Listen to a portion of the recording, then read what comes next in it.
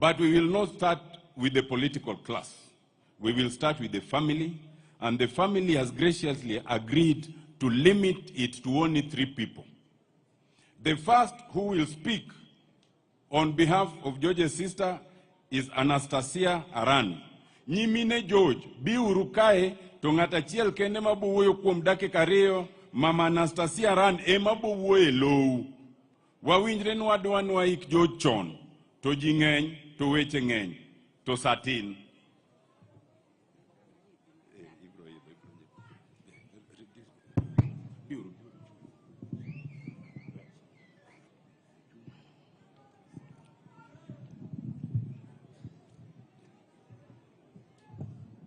Amoso jochokruok nukwe.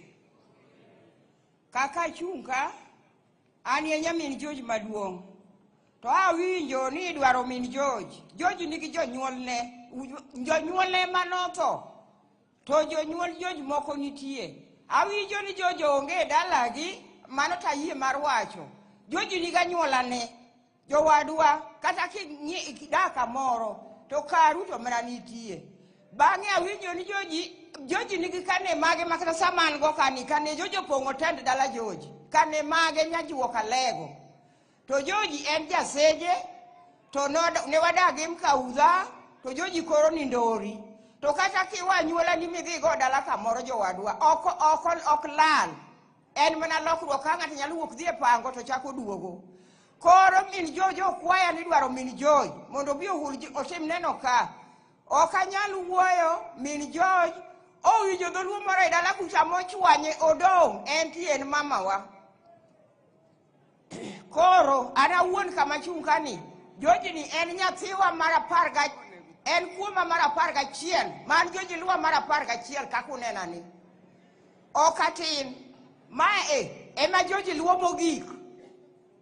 To mae luwo ma. Koro jowadwa mang'eny manyalo wacho kuom George onge. Nyabondo moluor emoyo ng'adoga, oyo se ng'adonwa nyabondo, onge gima nyalo wacho, aromo ugi mago.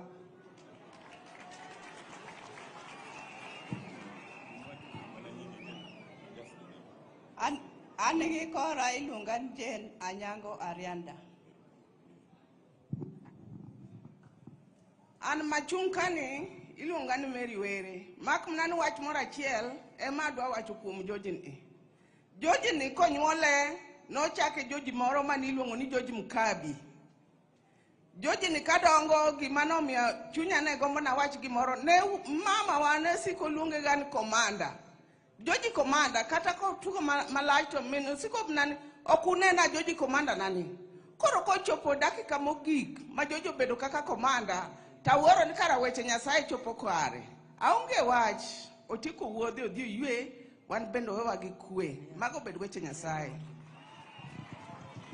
Jaduong' ma baba George, okego nea, okego dima.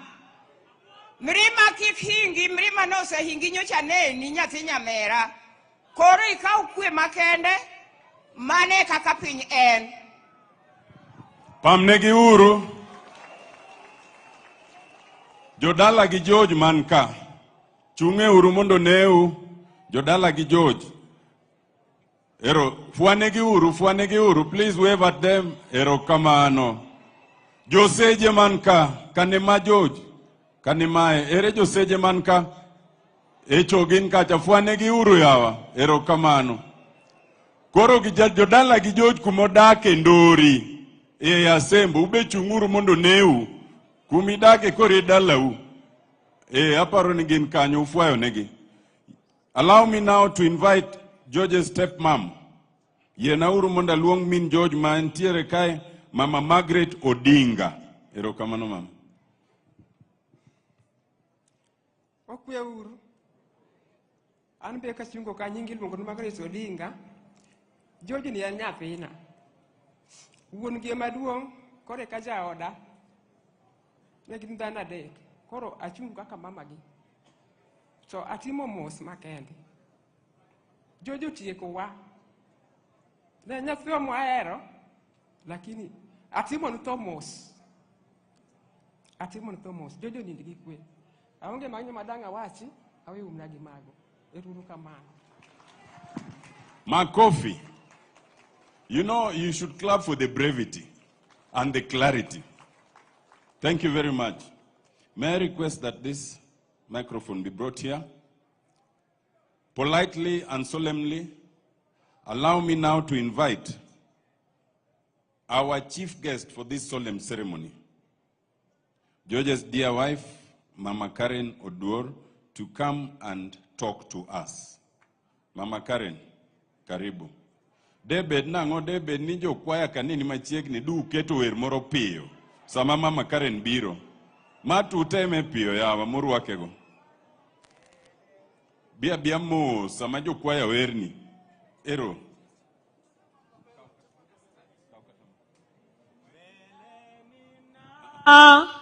Endelea ninazidi kutembea maombi yasikie Bwana unipandishe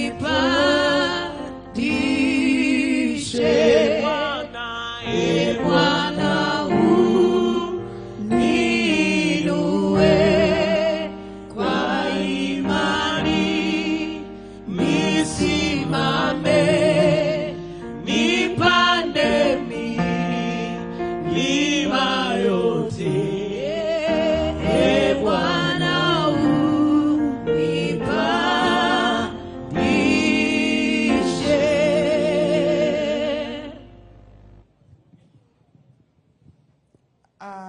Thank you very much for this special day that the God has given unto us, to the President, to the Honorable Excellency Raila Odinga, to the governors, the senators, the MCAs, and all the protocols observed. Thank you very much for coming to help us mourn our friend George. George was a very special friend to us, and a very special friend to everybody, and a special husband to Karen. Karen has been my good friend for the last 30 years, and that is when I met George. So I've known George for all this long. It's sad that we've lost a great man in our lives. I really don't know what to say. I really don't know what to do, because we've lost a man. I've met so many men, but I've never met a man like George, because George was special, a special man, a special husband. I don't have any fear to say that, because there are so many men here, but none can be compared to George. So thank you very much. I'm Rose Asiko, the wife to the veteran legend of KBC, Omole Asiko. I'm going to read a small special tribute about George that Karua has written, and then Karua will timoneno in the Luo, because us here at home, we believe that if you do that in the Luo, it's when you feel that you've really sent your husband in a great way. So you will kindly bear with us. Thank you very much.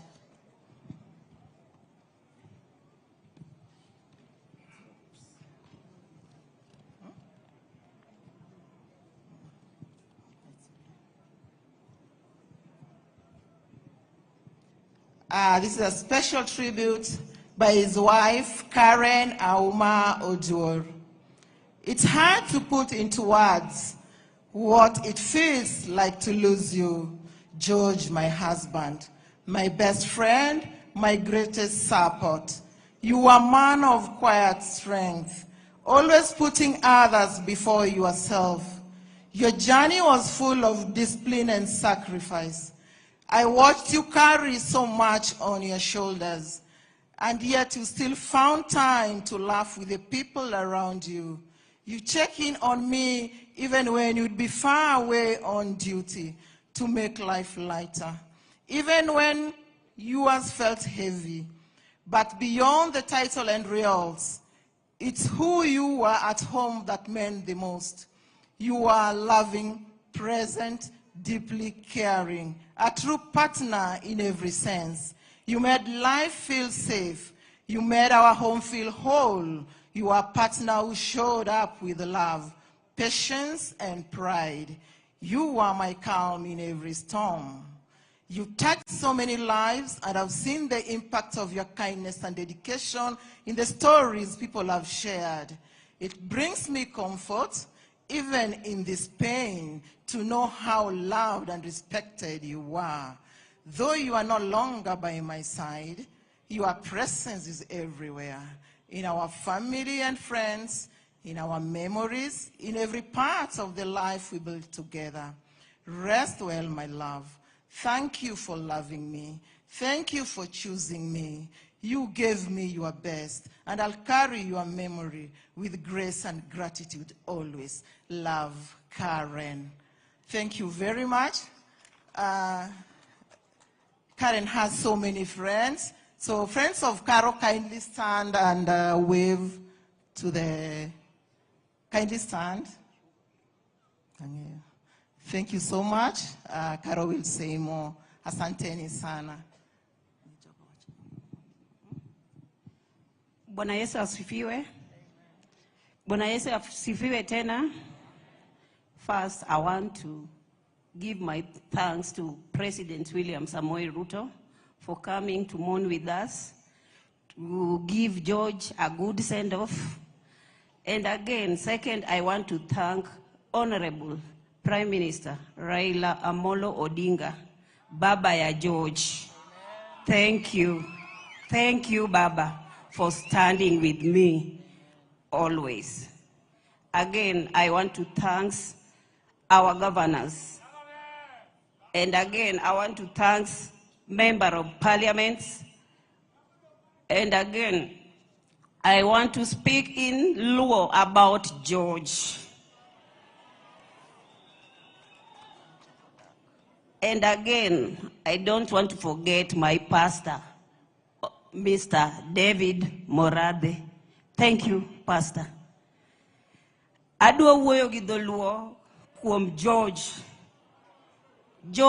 Musyoka masadak go igni 27. George ni en dichuo makokosoni to kidhao to duogo ng'isi no osiepa agoni mos kacha to nakosoni. To an bende kakosone taluonge ni ajojina komanda nong'isa ni min gi ne luonge ni komanda. Koro na eroe ni komanda. Kendo agone ji erokamano mobiro mon komanda na. Ago erokamano kabisa ne jakom gi jok manochung' koda koa office jakom Silas Jakakimba and the team. Thank you so much. Jok manyocha tiyo gi George kaka security, asanteni. An onge gima dawach mang'eny kuom George. If I just started to tell the story of George, you will not leave this place. I want George to go in peace as early as possible. So I don't want to talk much about George. If you want me to give you a story of George, you are welcome to my home. Come, I will tell you George's story. Thank you. Pole, an gosiepena moa Nairobi. Gin kacha. Jodala wanika, wiya wil go moa Nyanza, Suba. Turgi Silas, Turga Milo. Anyar karachuonyo, modak Suba. Tosani, Andorika, Anchia Lego Seje, Mogedo Ndorika. Koro Anjara Rieda, Gitiende, Siaya, Uyuda Manakanyo, Ero Urukamano, Jodala Wanika Chunguru Mondo Nenu, Jodala Wamantie Kamo Biro, Gin Kacha, Ago Nuero Kamano Jodalawa, Kumbiro Yuago Ruma Nyocho Ero Urukamano.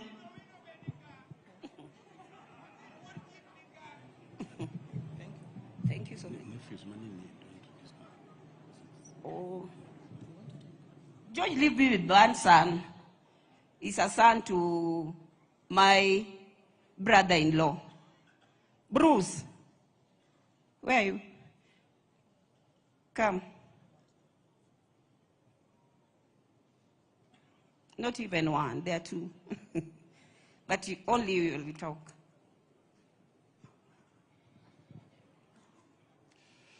Kuom welo mobiro konyo wako baba. Agoyo nwero kamano. Mama noweya ga dala. Anyalo wacho mang'eny kuom wuonwa ne. Nyinga iluongo ni Kennedy Oduor.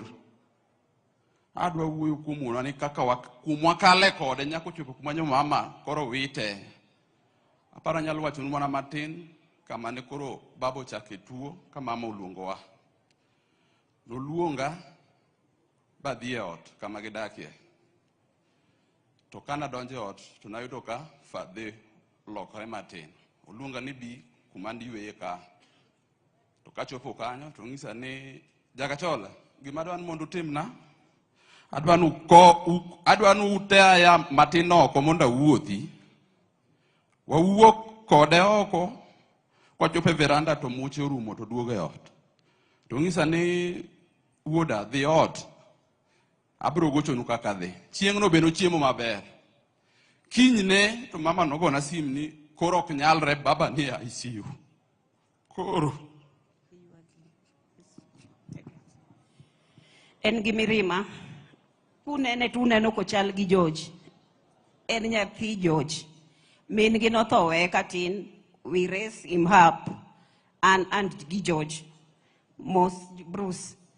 Ero uru kamano. Jakom to podagone mana ero kamano. Kikiweya wuon George. Ero kamano. Makofi. Pamne uru yawa malongo, Mama Karen. Aneno kotegno donge ber.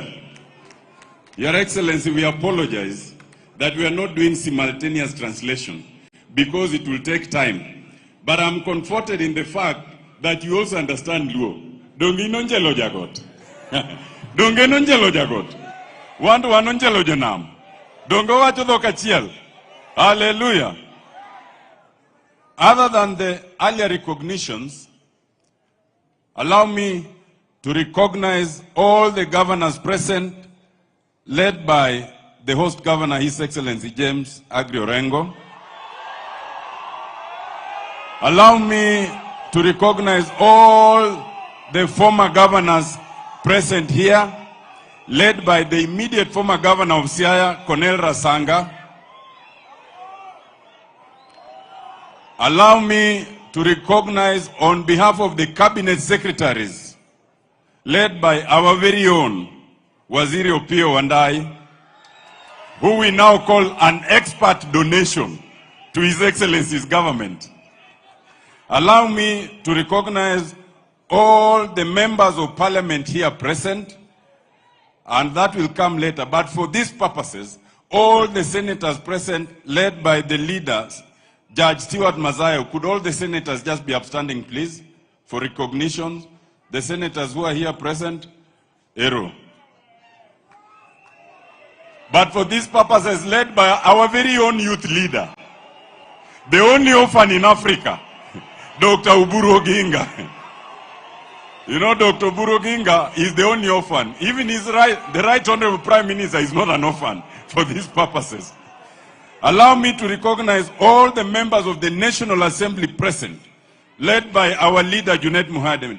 Could all the members, MPs of the National Assembly here present, Ero Moski Uru, those are members of the National Assembly. Allow me to recognize the principal secretaries present, led by none other than our very own, who has really assisted us in this arrangement, Dr. Raymond Omolo. But at this point, Your Excellency, also allow us to thank you, because we keep donating experts to your government. And there's the most recent donee from this very constituency, Dr. Umoluga. Where are you? That one is also from here. So we'll keep donating. Allow me to recognize the speakers of the county assemblies present, led by our very own Speaker of Siaya, Speaker George Oduor. All the speakers I see, even from Nairobi, Ngondi, and the rest.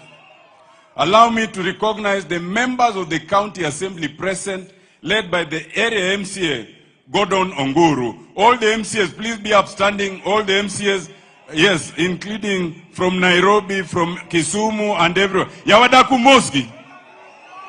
Kokumozo kitabu lungo kika. Eruru kamano. Allow me to recognize members of the provincial administration, from the highest level all the way to the village elders, but for these purposes led by Flora Morwa. Flora, where are you? Yes. Just as you are standing, could all the members of the provincial administration please be upstanding? Nyaka chiefs, assistant chiefs, Joduongweng, DCC, ACC, all of you. Ero pamnegi uru. Ero kamano. Allow me to recognize those with whom we've walked this journey, especially those of us in the Azimio coalition, and there are many, but for these purposes, the one who catches my eye is Professor George Wajakoya, in his traditional regalia. But today he has done better, because he's not wearing that thing. Today he's wearing combat. Allow me to recognize the Secretary Generals of our various trade unions, and two catch my eye. First, the veritable Francis Atuoli.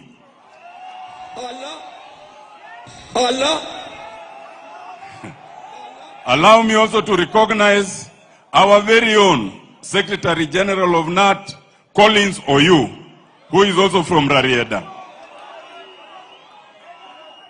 Allow me to make this recognition, because I'm the member of parliament for Rarieda, but there are those who came before me. First in that order is Waziri, who is also my uncle, Tuju. He is here. Wodo Dio. Dakumos Tuju Mabel. But after him, but immediately before me, I think Nicholas Gumbo is somewhere here. There he is. Allow me, ladies and gentlemen, to recognize all the mourners who are here. But more importantly, Jorarieda, Untie. To commence this part, and I had already said you only take 2 minutes, we will start with the veterans. They are those who served with George for 4 decades. On behalf of the veterans, Lumumba Wade, please approach the podium. But unlike Nairobi, you will not call the veterans up here. You will only ask them to be upstanding wherever they are, and then you speak on their behalf. Lumumba Wade is not just a veteran, he is a man who knows the corridors of committee very well. Thank you very much, Mheshimiwa. To His Excellency the President, His Excellency Right Honorable Prime Minister Raila Odinga, Karua, who has just gotten a new name, the widow, all protocol observed. As you've been told, I'm called Lumumba Wade. Ne wabro luoro occasion ni. Akwayo ni jomantie kanyo mago kokogo. Please we go koko. Hori mondo wawinj wachni nikech kawuono en odiechieng' mopogre gi odiechienge moko. Aya. Please honor George's discipline. Kindly, please. I'm called Patrick Lumumba Wade. I'm the area MCA for Southeast Nyakach, currently the Deputy Majority Leader, Kisumu County. As you have been told, I'm representing the veterans. I kindly ask the veterans to be upstanding so that they can be seen. Please, the history of veterans. Thank you very much. Be seated. I'm here also on my own capacity as a good friend, a long-time friend of George and a brother. And I was accompanied by my wife, who is also a family friend, and my daughter. Kindly, Madam, rise up and be seen, because we are a family. I'm also here as a member of ODM, whose flag is covering George's body. And there are people of ODM and friends of George who has accompanied me from Nyakach, led by my area MPA, Honorable Adumo Ward. Kindly, Nyakach people, rise up and be seen. Thank you very much, and be seated. I'm going to give us very short history of George, how far we've come from. I knew George as a young boy in the 90s during the struggle of the second multi-party struggle. But that is not enough. I saw a young man who was a very disciplined youth. I identified him among the many youths. We are so many, but George stood among the best. I was not betrayed and have not been betrayed by George, because he has lived up to my expectation, and that has been attested to in the eulogy here by none other than His Excellency, the Right Honorable Raila Odinga, whom he has served diligently to date. The man we are burying here is a hero, and I'm happy and glad that we are burying a hero at home. Many heroes are declared missing in action, meaning they are not buried at home, but we are burying George at home with all the honors. I believe those honors are here. His Excellency is here, the President of the Republic of Kenya. Which other honor do you need other than that can be accorded by the President of the Republic of Kenya? So George is going to the grave with all the honors that he deserves. Having said that, let me give a short history of our coming together as veterans.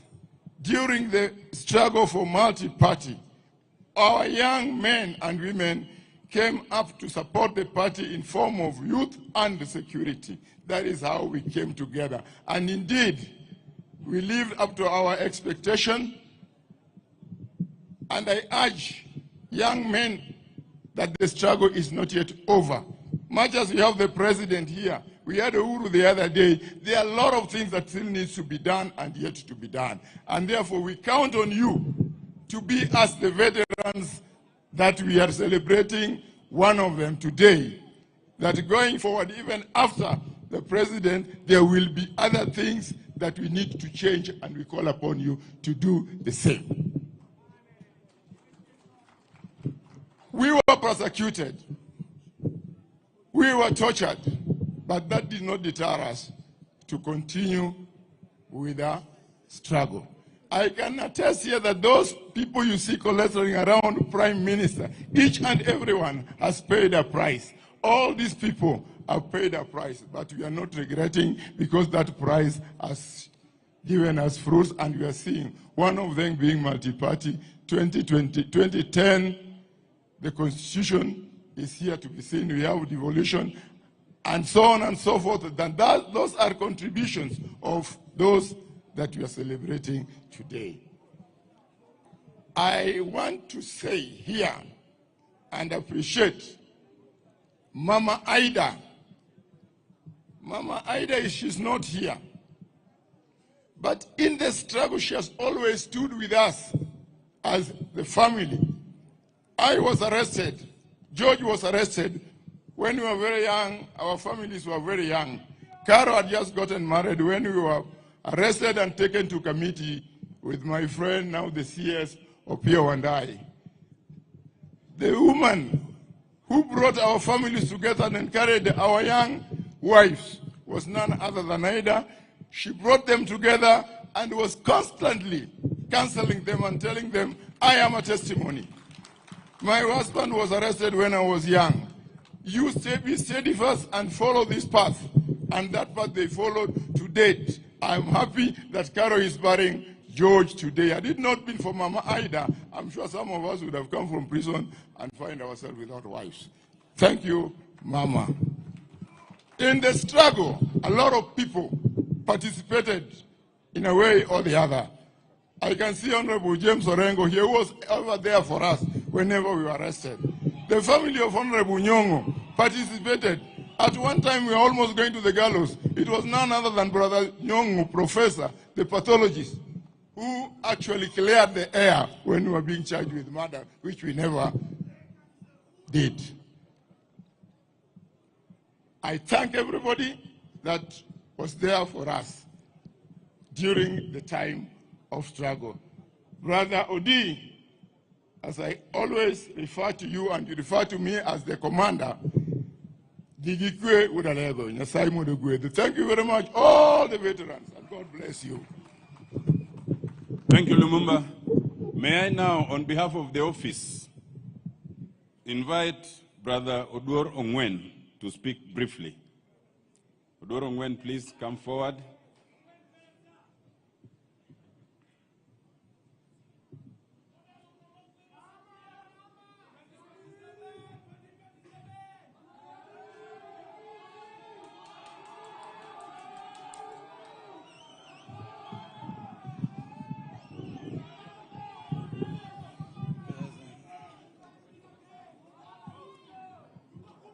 Mama Caro and the family, Your Excellency, the President of the Republic of Kenya, Your Excellency, our party leader, Jacob Raila Amolo Odinga, deferring to all the protocol. We are in an ecosystem where people struggle for the microphone. However, today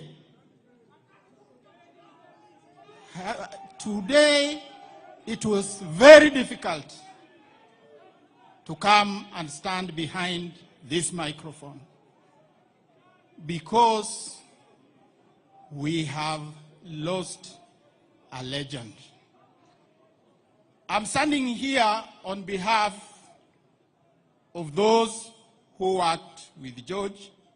I come from the National Secretariat of the Orange Democratic Movement, where George is, I'm still using the present tense, is staff number 051. So as a family, we are devastated. So before I say two words, I want to ask George's colleagues, wherever they are, to stand, starting with Chungwa House. Where are you, the staff from Chungwa House? There they are, led by Mr. Kawino. Capitol Hill. The staff from Capitol Hill, please. Where are you? Here they are. From Joff? Those from Joff? And finally, those from Mama Ida's home. The staff, please. Yeah, thank you. Thank you, thank you. Your Excellency, the person we are sending off was a man of presence. He was always composed, ever aware, but most importantly, equipped with very sharp political instincts. And that is what made him an asset around Jacob. He's one person you can describe as having been very tough, yet also very friendly. George was never overbearing. However, ukifanya fujo, utaona. This is the person we are sending off. But most importantly, very human. At a personal level, I've known George for close to 34 years, from 1991 when I came back from the exile. I won't tell you where and what I was doing in exile. But when I came back, the late Jaramogi invited me to go and see him at Ajip House. Then we missed each other. Later he had to send his driver, who was also called Jaramogi, to take me to Spectre. And it is in that process that we met with George. The rest, as they say, is history. Finally, on occasion like this, people confess if they had your debt or you had their debt. As George goes, he left me with his debt, but which I'm boldly saying I'll not pay. This debt, from 4 years ago, George had spotted my dogs, and he wanted a dog. But because of the nature of his work, he took too long, and I gave that dog to somebody else. Later, that dog was keeping security at the airport. So at least when he came back, I told him, no, it's gone, but it's on national duty. He's a public officer. So I promised to give him another dog. Unfortunately, he's going before I gave him that dog. Fare thee well, word Seje. Asanteni. Makofi kwa Oduor Ongwen. But join me in telling Oduor Ongwen the following. George is gone, but his family is still here. Oduor Ongwen, give that dog to Karen. Omiye kozoki komie. Omiye kozoki komie. Oduor Ongwen, that dog, give to Karen, not just one, like two, to keep George's very beautiful home. For just 1 minute, on behalf of now the staff at Capitol Hill and the media team, Dennis Onyango, quickly, please, just 1 minute. Please, please, please, quickly.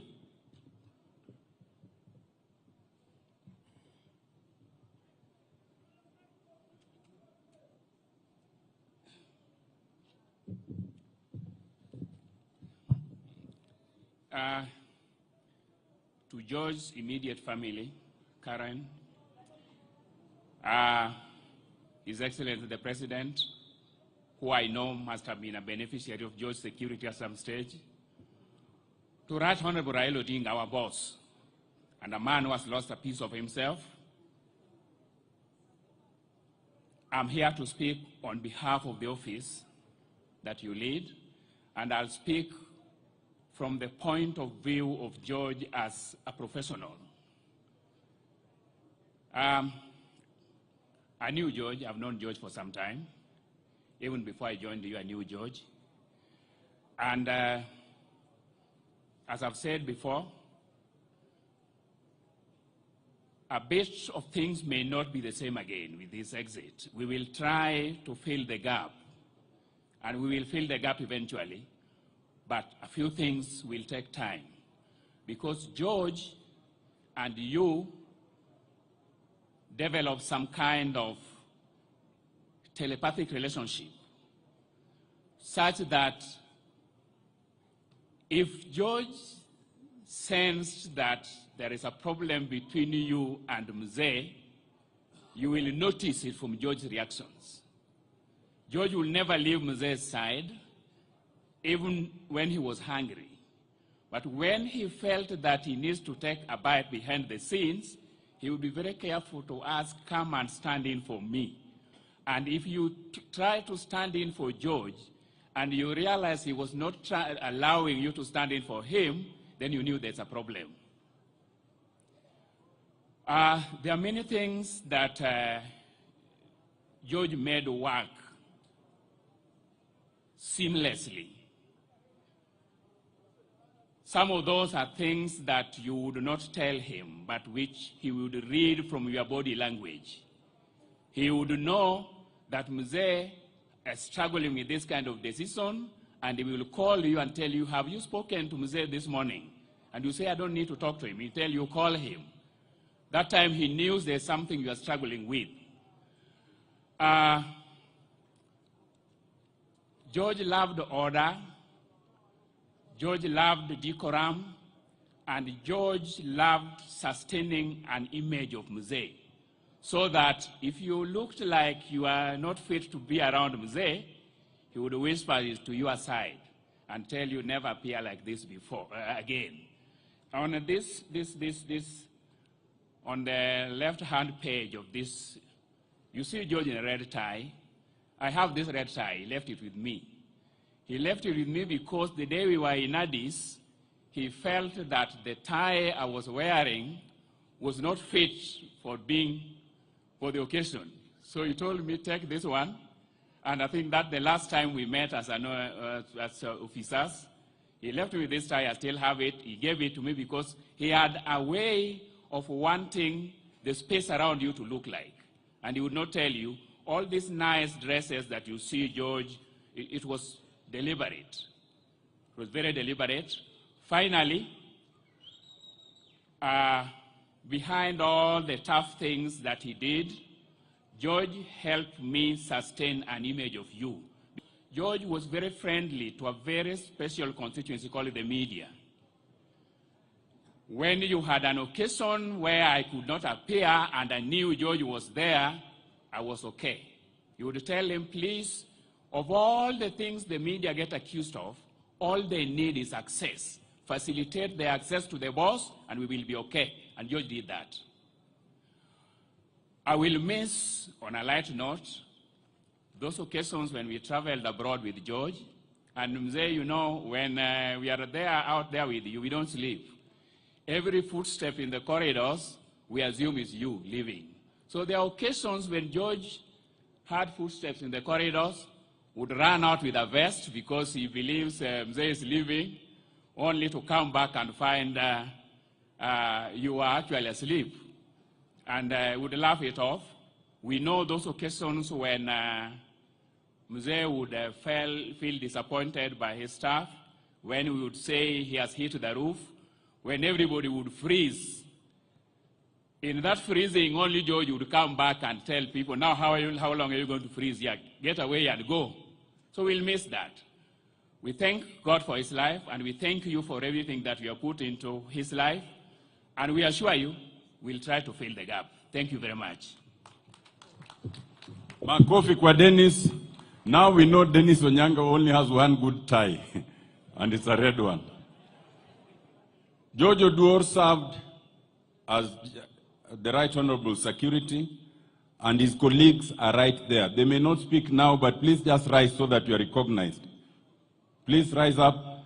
Those are Makofi Kwao. And that's only part of the Right Honorable Raila Odinga's security team. If you think they're all here, the person seated next to you might actually be part of that team. Tangainya. All the former members of parliament who are here, please rise up. I think the person who's come farthest is the former member of parliament from Molo, the Honorable Mungai. Makofi kwake. Honorable Mbeyu is also there. Yes. Asanteni sana. I even see Prof behind there. Allow me now, on behalf of all the friends of George Oduor, and we are all here as friends, but only one person will speak briefly on behalf of the friends, and that will be Silas Jakakimba. Please.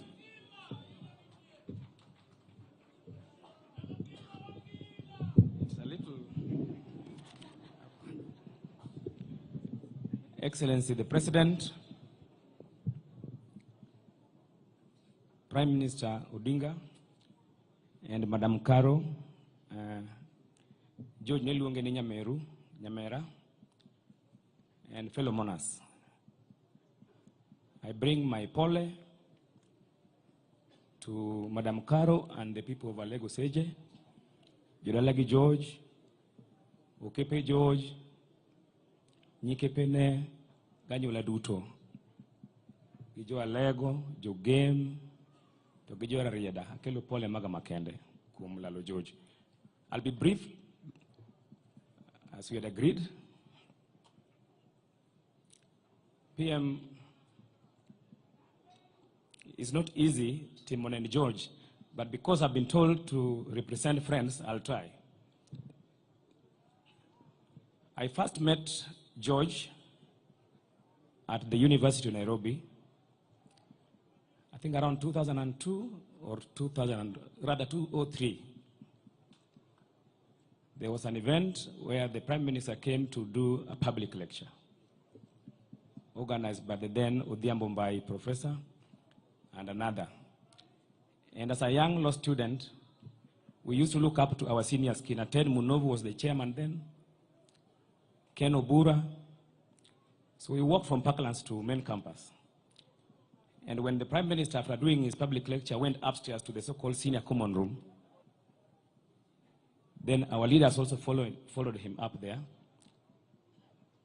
I decided to go say hi to this gentleman that came with the Prime Minister. Telo Bear Ainya. That is how our friendship began with George. And he's held my hands over the years. Along the way, some months later, he told me, Ana no Kenya thima longo, biateri musane Jacom. Notera Jacom at a venue called the United Kenya Club. And I did lunch with Jacom. I think that day there was also Francis Ogola. And thank you, Jacom, for the time shared. The honor I had to serve you through George is not a small thing. Moving on to just recently, I don't want to speak to our friendship. It's a long time of friendship. George and Caro are always on the island, the so-called the Promised Island Mfangano. And I said the other day, the first time they came, you know, when visitors come to visit us, Daktari, we do fish. So George did not eat fish. He said, ni eno kochamarech, he didn't do fish. He had to eat eggs as we destroyed the samaki. So one thing is, George, though he comes from the lakeside, is one of the few people from this area who never did fish and hated fish.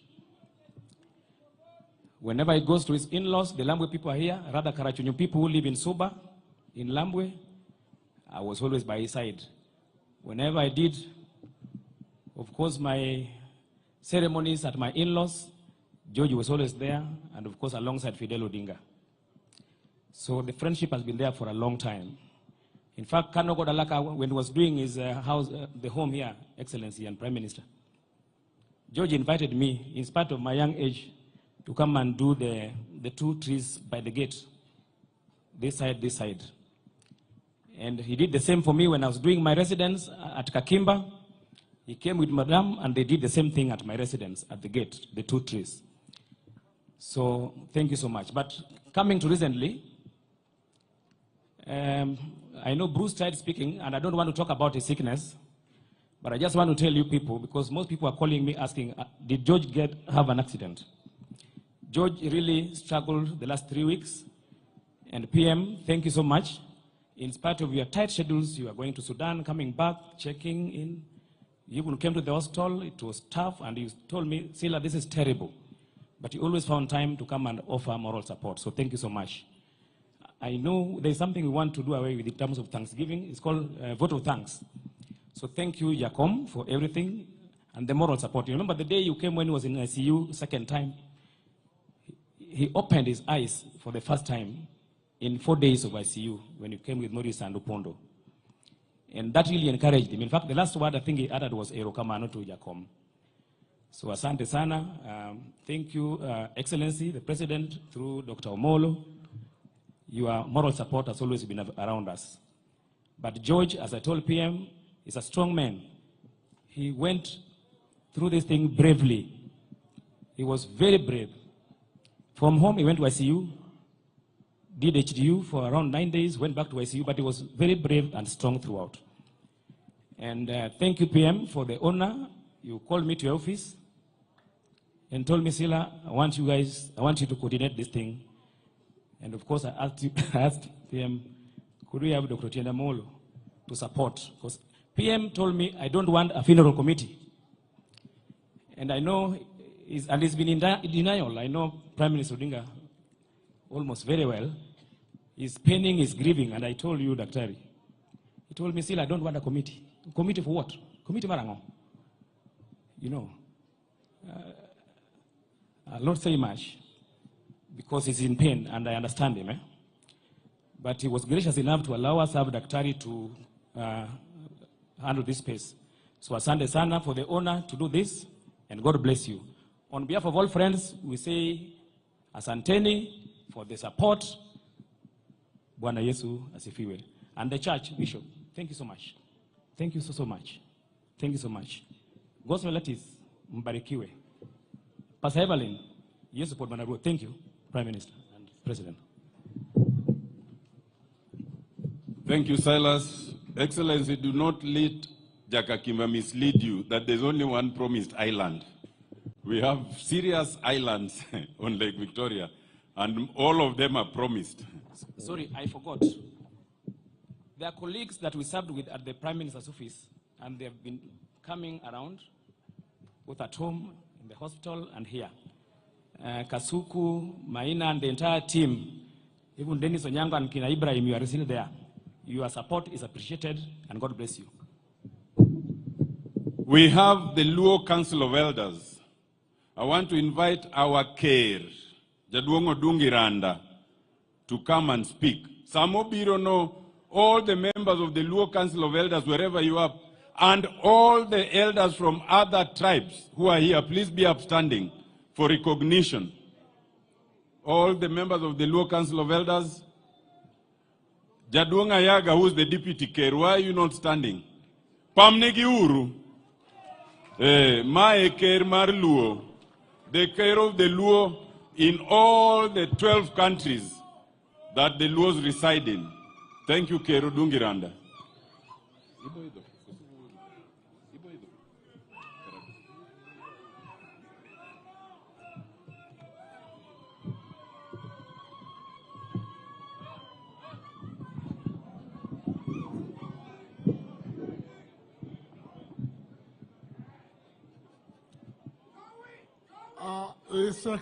His Excellency, the President of the Republic of Kenya, the Right Honorable Raila Odinga, Mama Karen, nijo kanisa matayo nyasi maro di wuor udalego.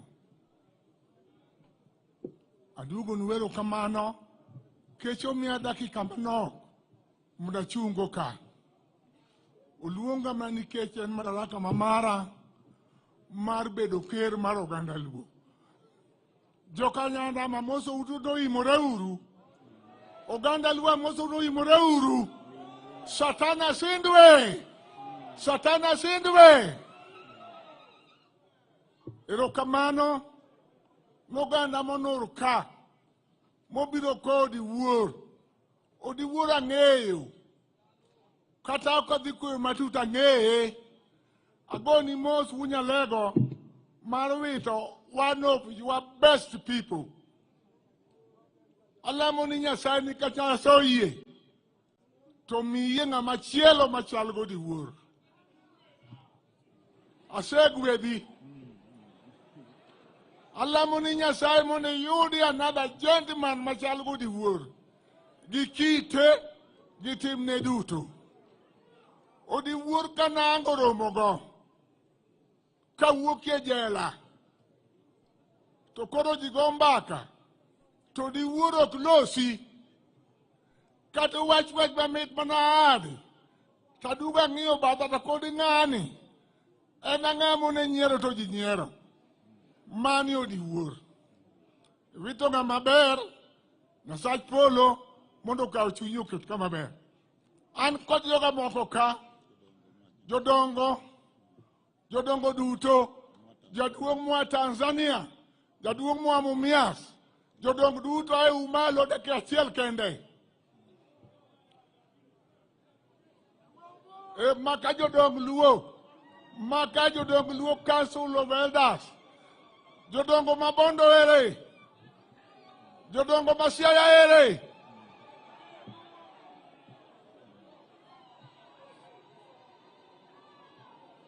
Aduogo nuwero kamano Aduogo erokamano e wach mar odiwuor nikech wach ma oticho odiwuor maber. Okelo President Ruto kawuono wan go ka. Nyuja Desemba ka. Kaka ker maluo. Abedo gi jodongo adek madongo. Abedo gi Museveni wuod Lokacha. Abedo gi Ruto wuod Nandi to gi Raila Polo Wunyalego mago joma dongo e thurwa ka. Hallelujah! Hallelujah! Akwayo Nyasach Polo noganda luo kamoro amora ma gintie mondo giriwre gibe gimoro achiel. Kik gimoro amora wuog e kind luo kama antie nieri. Agombo ni kamoro amora mwandhiye wayud ka jaluo en achiel. Uyie kod mano? Amiya ubadu malo ni jaluo bed achiel. Miya umalo. Aduogo ni wero kamano. Aneno kalian ni eliel mapek. Utingo waga tuoli be wan go ka. Kata rengo wonya mayanga wan go ka. Kata mazayo wood coast be wan go ka. Usiepna moro ba aneno ka. Ne malimos ji baba. Ting mari malo. Manga musiepna matek. Erokamano aonge kod weche. Dakika mano miya ariyo meda ng'wen. Erokamano achiwo masoch wach ni Nyasaye gwedhna uduto. Erokamano jaka Kimba. Utienda molo. Kijora rira maber. Orengo wunya mayanga. Amor kaneni. Nyaero. Mar Nyasaye menai. Jiduto mochopo ka. Arwako uru kaka jaluo. Kakoro wang udo. Nyasaye telu. Ubiro yuago diwur maber. Anena nyang wunya be wan go ka gi timne duto. Mar Nyasach Polo gwedhu. Wunyaled kamano. Alamo ni Nyasach Polo. Nyasach remo gi kwarwa mondo be kodu. Erokamano uru.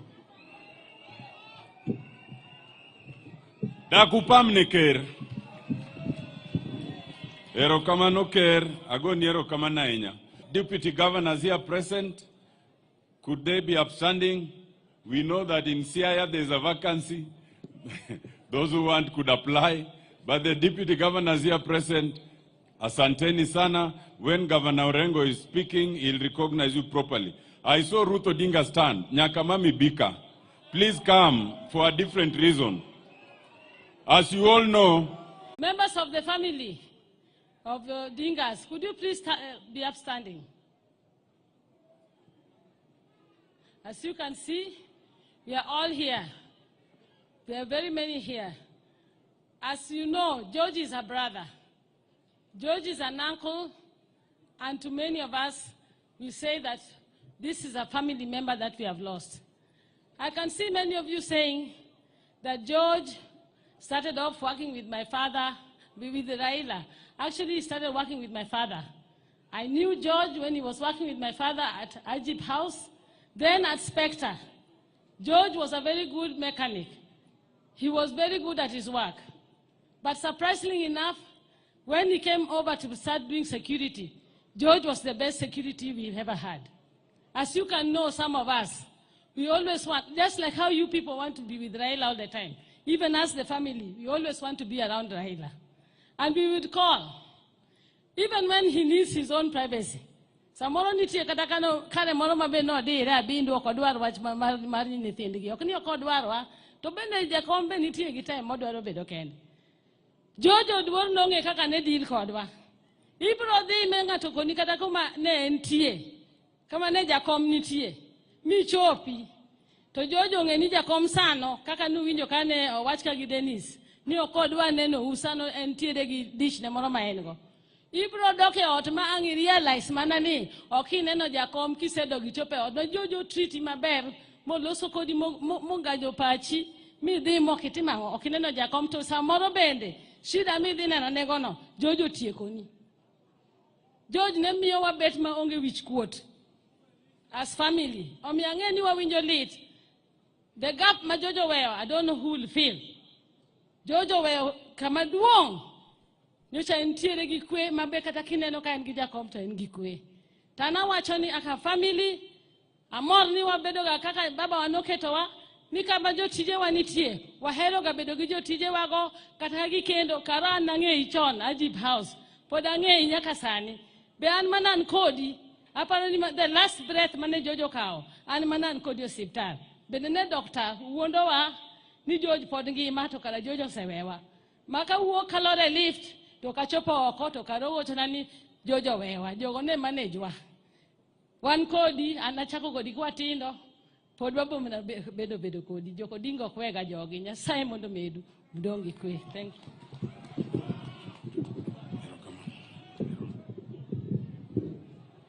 Pamneuru nyaka mami. Now we are moving pretty fast because as you can see the clouds are forming, but we want to beat the time. May I now come to the National Assembly, and for the National Assembly, may I invite our minority leader. Well, the courts call him majority leader, but as in Parliament, we still maintain him as our minority leader, to introduce the members of Parliament and speak on their behalf. His Excellency, the President, Dr. William Samoei Ruto, the Right Honorable Prime Minister, Baba Raila Odinga, Governor Siaya, His Excellency James Orengo, and other governors, members of Parliament, all mourners, Bwana sifiwe. Bwana sifiwe tena. Yangu ni machache, nataka kuomba wenzangu ambaye tunafanya na huko kwa bunge wasimame juu ili watambulike.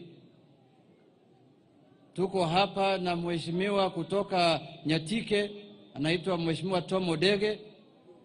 Tuko hapa na mzee wetu wa huko Nairobi, anaitwa Babu Owino. Tuko hapa na mheshimiwa wa Budalangi, anaitwa Rafael Wanjala. Tuko pale na mheshimiwa wa Kibra, Mwalimu Orero. Tuko hapa na mheshimiwa wa Makadara, George Aladwa Omwera, chairman wa ODM huko Nairobi. Tuko hapa na mheshimiwa kutoka Nyakach, Mheshimiwa Duma Uor. Tuko hapa na mheshimiwa wa ODM wa Mandera East, anaitwa Hussein Weitan. Tuko hapa na mheshimiwa wa Kisumu Central, Daktari Oron, Dr. Oron yuko hapa. Tuko hapa na mheshimiwa ya Karachuonyo yuko hapa chini, anaitwa Dr. Adipo. Mheshimiwa Kuome Adipo yuko hapa. Inua mkono juu zaidi. Watu wakuone. Tuko hapa na mheshimiwa kutoka Awendo, Mheshimiwa Walter Wino. Tuko hapa na mheshimiwa wa Lego Usonga, Mheshimiwa Atandi, Chairman Budget Committee. Tuko hapa na mheshimiwa Tubi, ya youth leader wa ODM John Katora yuko hapa. Tuko hapa na mheshimiwa Game Elisha Akuba hapa. Iko hapa women rep wa Siaya, anaitwa Dr. Ombaka. Tuko hapa na mheshimiwa Ndi wa Wood Chief yuko hapa. Tuko na chairman wetu ambaye ni chairman wa Health Committee, mbunge wa Seme, Dr. Jikal. Mheshimiwa wa Kisumu West, Rosa Buyu. Women rep wa Migori, mheshimiwa Fatuma Full Network. Iko hapa mheshimiwa Langata, anaitwa Jalango mwenyewe. Na women rep ya Kisumu ameshaongea, anaitwa Ruth Odinga. Iko hapa mheshimiwa wa Westlands constituency, mheshimiwa Tim Wanyonyi iko hapa. Iko hapa Moroni MP, anaitwa mheshimiwa Onyango Koyo iko hapa. James, nafikiri nimesema yote. Sasa kwa sababu ya time, nataka kuomba mheshimiwa senator, minority leader ya Senate akuje tambue senators mwenzake, na anaweza ita Dr. Oburu na mwingine wakuja waseme machache. Unajua ofisi yangu iko kwa katiba article 108. Sasa yangu ni kubwa kidogo zaidi.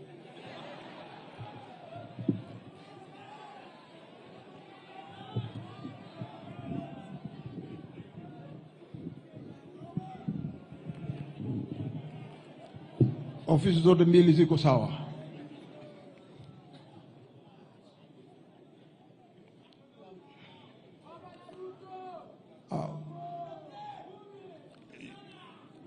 Mheshimiwa Rais Daktari William Ruto, Baba Raila Odinga, Mama Karen, wabunge wote walioko hapa wa Senate na wale wengine wa bunge la kitaifa, ndugu zangu wote ma MCAs, waheshimiwa magavana, Bwana asifiwe. Kitu cha kwanza nataka kuchukua nafasi hii niweze kuwajulisha wale ndugu zangu maseneta walioko hapa. Tafadhalini maseneta mlioko hapa popote mlipo, kama mnaweza kusimama tu ili tuweze kuwajulisha. Wa kwanza kwa upande wangu wa kulia ni Senator Moses Otieno Kajwang Jr. ambaye ni senator wa Homa Bay. Tuko na senator pale nyuma, ndugu yangu mdogo anaitwa Eddie Okech, yeye ni senator wa Migori. Tuko na senator pale nyuma, dada yetu anaitwa Senator Hamida Kibwana, yeye ni senator mteule. Tuko na anayetambuliwa na kila mtu katika Kenya yetu, ambaye ni mwandishi mkuu wa chama cha ODM, na yeye ni senator wa Nairobi, ndugu yangu Edwin Sifuna.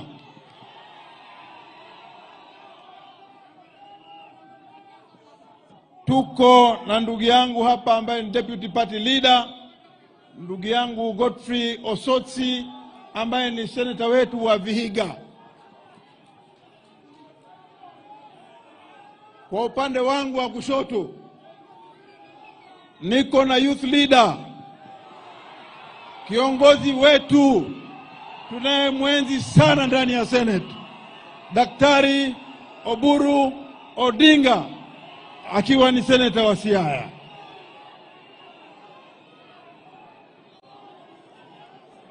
Sioni senator mwingine, kwa hiyo nafikiri hao ndio waliofika. Baba Raila Odinga, najua wakati huu ni wakati mgumu sana kwako. Najua ni wakati ambao uko na sumazi kubwa, lakini tunakuweka mbele ya Mwenyezi Mungu tukijua ya kwamba mtihani huu japokuwa ni mkubwa, wewe na familia na ndugu zangu ambao ni watoto wako katika familia kubwa ya Jaramogi Odinga, Mungu atawapatia nguvu na faraja ili muweze kupita mtihani huu kwa huyu ndugu ambaye tumepoteza. Kwa Mama Karen, pole sana mama kwa kifo, lakini tunajua Mwenyezi Mungu yuko na sote pia tutaweza kukuweka mbele ya Mwenyezi Mungu ili uweze kupita mtihani huu mgumu wakati huu.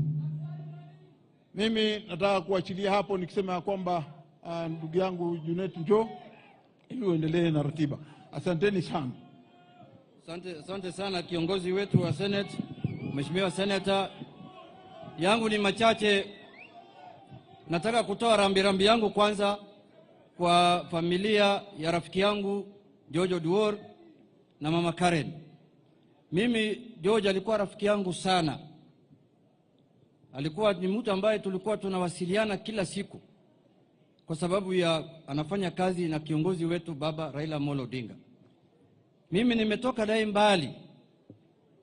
Wakati nilikuwa nimeingia siasa, nikiwa kwake nyumbani, tumepikiwa chakula na mama Karen, tumekula kwake. Alikuwa mtu ambaye rafiki yangu sana na mtu ambaye namtambua kwa ukarimu sana. Ya pili, mheshimiwa wakubwa wenzangu, baba na president, ni ya kwamba George alikuwa ametusaidia sisi wenyewe akiwa kwa baba kisiasa.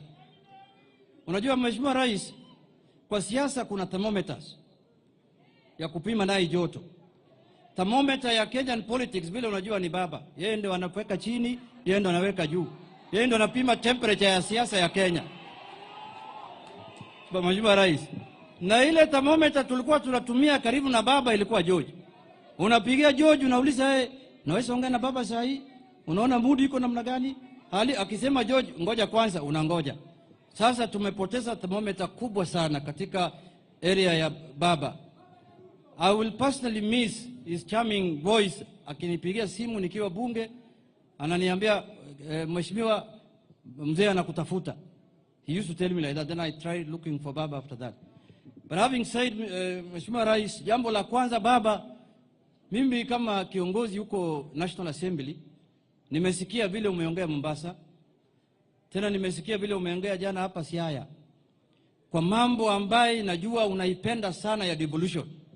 Sisi kama watu wa National Assembly, sasa tunaitisha ceasefire. Sisi tunataka kuacha sasa vita. Tumesikia vile umetoa amri kali, tutasungumuza kichini chini, tutaona vile tutafanya. Hata ile bill ya additional revenue allocation tutapitisha by Thursday, itaenda kwa president kupigwa sahihi. Tutapitisha. Hiyo vita nimeona inakuja ni kali sana, your excellency, wacha tukwepe. Unajua ukiona mawimbi imetanda, isikunyeshe, unaingia kwa nyumba haraka. Baba anasema sisi ndio tunaangamiza devolution kama watu wa National Assembly. Ati watu wa National Assembly hawataki mambo ya devolution. Nitaenda kuhubiri hiyo injili vizuri sana kuanzia Tuesday. Utaona Jonathan anaongea vingine, amebadilisha mdomo yake. Jambo la pili, your excellency, ni ya kwamba chama chetu cha ODM tarehe 7 iliyopita waliweka maktaba na chama ya UDA kuhusu mambo 10 ambayo inafaa ifanywe. Na hiyo mambo ni mambo ya kusaidia Kenya. Mambo ya inclusivity, constitutionalism, mambo ya kupeleka maendeleo kila tabaka ya Kenya. Your excellency, that is the way we want our country to go. People are worried about 2027, but there is life between now and 2027. There is service to the people between now and 2027. Na kuna watu ambao wanapinga hiyo maneno. Na mimi jambo ya maana sana najivunia katika bunge kama minority leader, one of my biggest achievement was to impeach your deputy. Hiyo nimeandika kitabu, nimefanya kazi ya maana sana kwa sababu yeye ndo alikuwa anaongoza hii mambo hii ya ubaguzi. Anasema hawa wana shareholding, hawa watu hame Kenya, waende Uganda. Sisi kama watu Migori aliweka sisi Tanzania, si hata hapa Kenya. Mimi wakati hiyo motion ilikuja, nilikuwa nasanya hata signatures usiku, sio mchana. Usiku nilikuwa natembea kwa nyumba za wabunge, weka mimi kidole hapa, hii mtu aende bana. Kwa sababu nchi hii saa hii yeye ndo anaongea kila pahali, anasema ati fulani anaonewa, fulani ameiba. Huyu ni mtu ambaye wakati tulikuwa tunafanya maandamano ya 2023 ya kupigania mambo ya cost of living na mambo ya uchaguzi na nini, alikuwa anaingia kwa ofisi yake saa 11 ili apambane na sisi. Hata jogo ya pili bado hajalia saa hiyo. Na ako kwa ofisi. Alikuwa anafanya nini kwa ofisi saa hiyo? Alikuwa anafanya nini kwa ofisi saa hiyo? Huyo mtu alikuwa mtu hatari katika nchi yetu. Saa hii mimi nikiona yeye analia kwa TV, mimi nafurahi sana. Naweka chai kwa kikombe, nasema waendelea kulia. Sisi pia tulilia zamani, waendelea kulia. Your Excellency, kitu moja umefanya pamoja na baba ni kusaidia sisi kulete Wakenya pamoja. Sisi saa hii tuko na chairman ya budget kwa bunge, anaitwa Samatandi. Tuko na Mbadi kwa treasury. Saa hii mimi ndio kama leader ya bunge, ndio naangalia hawa vile wanafanya kazi, vile wamegawa mali na rasilimali ya Kenya. Zamani ilikuwa naona tu kwa view sasa. Sasa hii chairman ya health committee na report kwangu Dr. Nyikal. Nauliza panga weka hospitali huko namna hii. Hiyo ndio ile Kenya tunataka, sio Kenya kubagua wengine na wengine wanakula. Kwa kumalizia, Your Excellency, mimi nataka, juzi niliangalia budget. Juzi mimi mwenyewe niliangalia. Miaka 2 iliyopita 2021 na 2022 kuna barabara 1,400 kilometers new roads were started through the taxes of Kenyans. 970 kilometers were assigned to one region. Sisi tumeona barabara kilomita 45 peke yake hapa Nyanza yote 45, is it 32 kilometers? Na naweza kubali, na ushuru ikisanywa inasanywa kwa kila mtu, haibaguliwi. Waseme watu fulani msitoe ushuru kwa sababu maendeleo haikuji kwenu, inasanywa kwa kila mtu. Si nyinyi mnalipa ushuru? Baguzi ya kugawa rasilimali ya nchi lazima ikome, na lazima ikwishe katika nchi yetu. Na mtu yoyote atakuwa na tabia kama ya Rigathi Gachagua, impeachment inakuja. Uwe minister, uwe deputy ingine, uwe sijui nani, wembe ni ule tu. Sasa hii tunataka mambo ya Wakenya kukuja pamoja. Kila region ya nchi yetu wapate maendeleo. Kila 47 counties yote wapate maendeleo. Kwa hiyo machache, Your Excellency, sasa mambo nimeona experts yetu iko hapo. Mambo ni broad based. Hapa mbele tutaona vile mambo itaenda. Mungu akubali. Asante sana. Mungu abariki.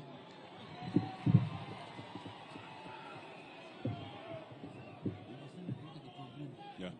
Hello. Asante, Honorable Junet. Allow me now, and with the profound apologies, Your Excellency, in this region, we are ODM, the oldest party and the biggest party in East and Central Africa. So let me call the Secretary General of this party to speak to us briefly.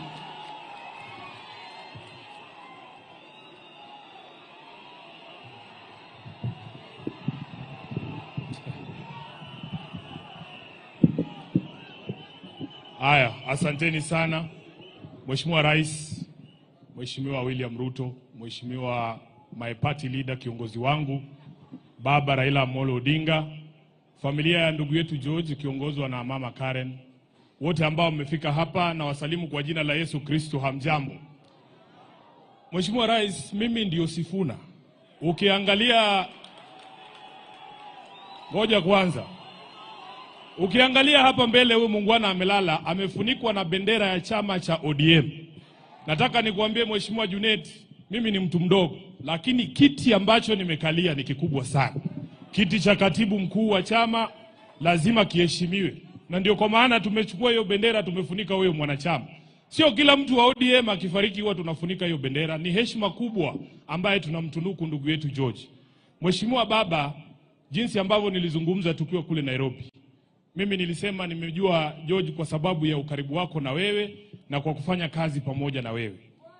Ukiangalia security situation around Raila Odinga, I don't think there is a security situation that swings as wildly from one extreme to another kama security situation ya baba.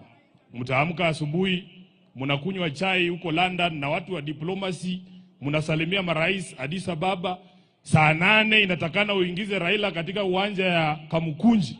Imejaa watu wanapiga kelele, wanapenda Mheshimiwa Raila Odinga, na hiyo mapenzi ni hatari hata kwa baba mwenyewe. Halafu inahitajika umtoe kule Embakasi South akipigwa tear gas na risasi, uhakikishe kwamba amefika kwa mama Aida akiwa mzima. That is how wild the security situation around Raila Odinga swings. And this gentleman you see here, he did it with a lot of grace. Na tunataka tuseme kwa niaba ya chama cha ODM, poleni sana kwa kumpoteza George. Kama katibu nina majukumu ya kikatiba chini ya chama cha ODM. Nataka mpe huyu ndugu yetu 3 salute. Nikisema ODM, mnasema tuko tayari, ndio George ajue amezingirwa na marafiki wake. ODM. ODM. ODM. Asante sana. Sasa George, sisi tunasema apumzike kwa amani. Mheshimiwa Raila, mimi unanipa majukumu pale kama katibu wako. Junet amesema yake, hata mimi na yangu. Mimi nilikuwepo pale tukiandikisha mkataba na chama cha UDA. Na huo mkataba kuna mambo inazungumzia. Baba, watu wetu hawa walienda uchaguzi wa chama Kenya nzima, na nataka niwashukuru wana ODM kwa sababu mlifanya uchaguzi kwa amani. Kulikuwa na sehemu chache ambazo zilikuwa na shida, lakini tutarekebisha. Lakini Mheshimiwa Raila, wiki moja kabla tufanye huu uchaguzi, nilipokea barua kutoka kwa msajili wa vyama. Msajili wa vyama ananiambia amekata bajeti ya chama cha ODM kwa shilingi milioni 42. Inafanya kazi yetu kama viongozi wa chama kuwa ngumu sana. Na huo mkataba tuliandikisha ulikuwa unasema, Mheshimiwa Rais, kwamba tuheshimu sheria ikiwemo sheria ya vyama. Mimi nataka kukuomba, kwa sababu tumeambiwa ati siku hizi treasury inalala sindo, sijui chairman ya budget ako hapa ni mtu ya ODM. Mheshimiwa Junet, wakati unaangalia hiyo mabudget, tafadhali wekea wanachama wa ODM pesa yao chini ya sheria vile ambavyo inahitajika. Jambo la pili, Mheshimiwa Raila, chini ya huo mkataba tulisema county zetu zipate 450 billion Kenya shillings.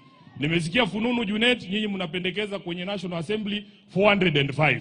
Tulisema 450, sio 405. Tafadhali kaa urekebishe hapo, mambo itakuwa sawa. Ya mwisho, Mheshimiwa Rais, Bishop ametuambia hapa kwamba kazi yako ni ngumu sana. Na mimi nakubaliana naye, hata mimi saa nyingine wanajiuliza vile wewe unalala. Lakini kuna zingine, Mheshimiwa Rais, wanasema Waswahili, mwiba wa kujidunga hauambiwi pole. Kuna watu kwa serikali yako kazi yao ni kushika handball kila siku.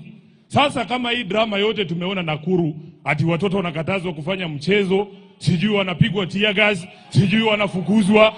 Hiyo ni mwiba wa kujidunga, Mheshimiwa Rais. Wale ambao wanahusika na kufanya kazi yako ikuwe ngumu, read them the riot act, kwa sababu tunajua kazi yako ni ngumu zaidi, wasifanye ikuwe ngumu zaidi.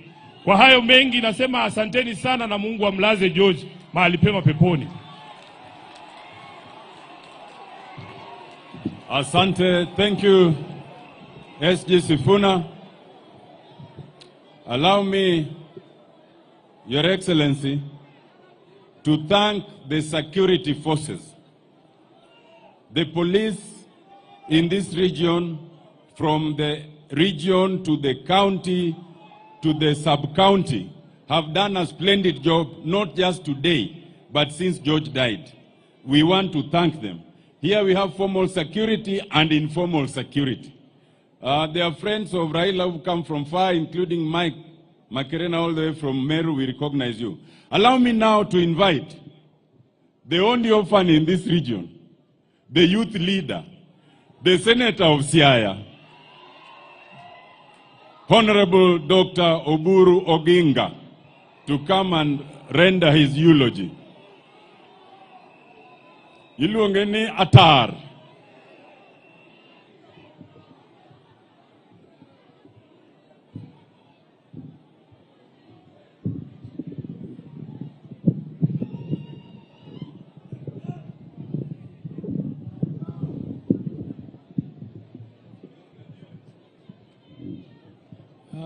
Your Excellency, the President of the Republic of Kenya, Your Excellency, Honorable Raila Odinga, the Prime Minister, and all protocols observed.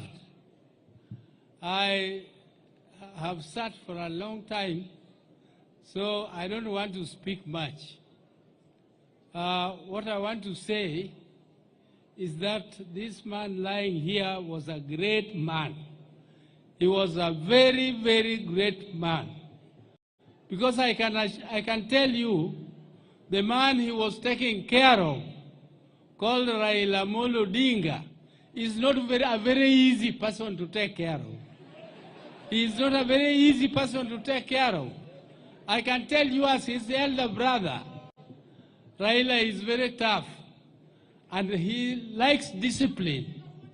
He likes discipline, and I can assure you that if you are around him and you are not disciplined, his left hand is very fast and you will not take long around him. You will not take long around him. And George, who is lying here, was my friend. I knew him in 1992 when he was in the Inajip house with my dad. But I knew him more in 1994 when Jaramogi passed on. He is among the youth who came to campaign for me under very difficult circumstances. KANU was pouring money, in Bondo was pouring money and also food. It was during famine time. And Your Excellency, those people were very, very aggressive. I know you were there, so you know.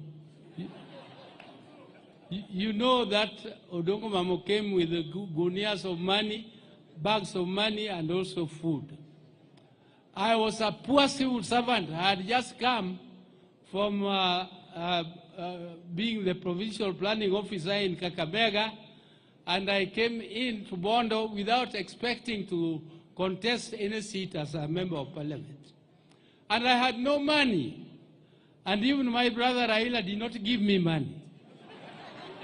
He was a member of parliament.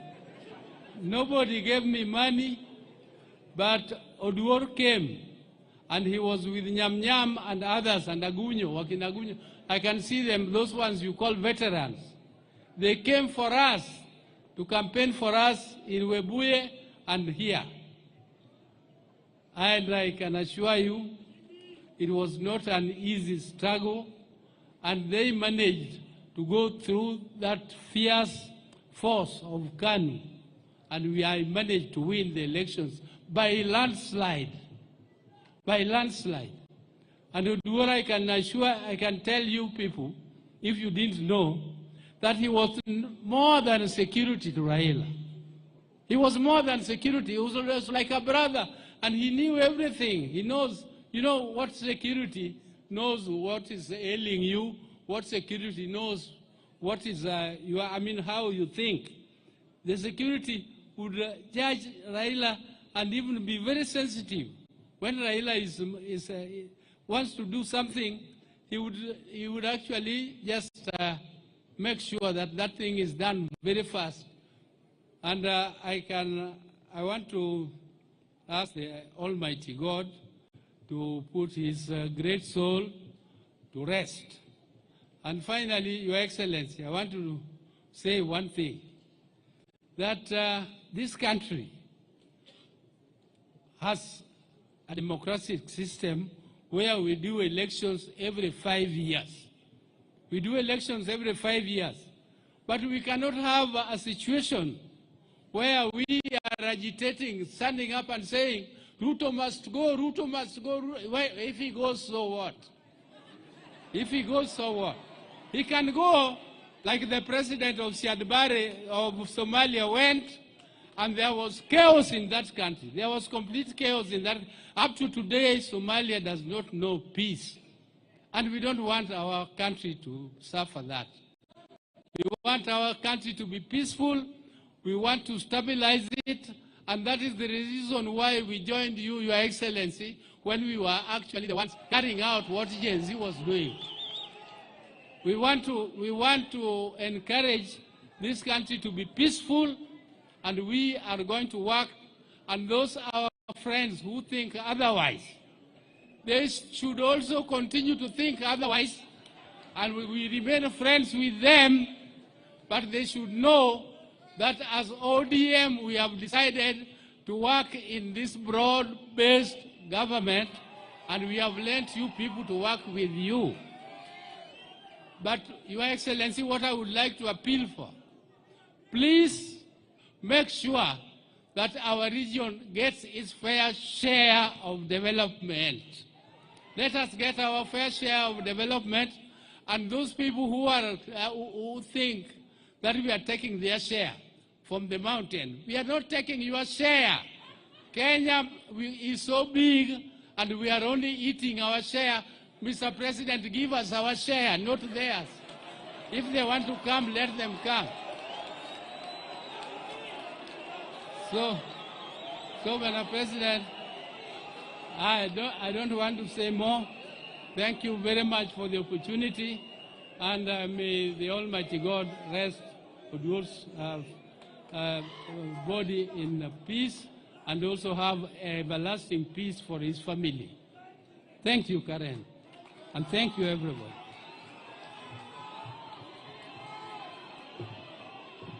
The only orphan in East and Central Africa has spoken. Thank you, Dr. Buru. On behalf of all the workers in the Republic of Kenya, allow me to invite the Secretary General of KOTU, Francis Atwoli, to say a word.